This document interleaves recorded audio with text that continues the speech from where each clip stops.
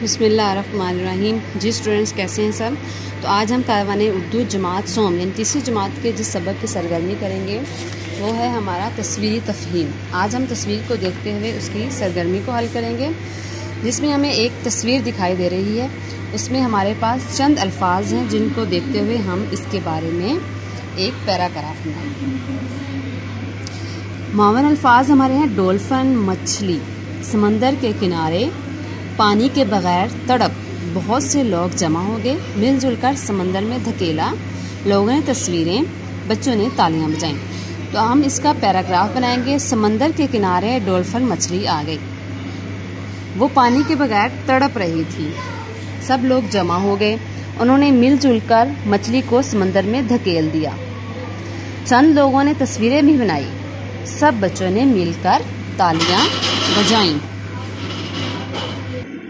जी तो बच्चों, अब आपने ये पैराग्राफ मैंने बनाया है। अब आप सब ने इन मावन अल्फाज से अपनी सोच के मुताबिक मुझे एक पैराग्राफ बनाकर मेरे साथ शेयर करना है।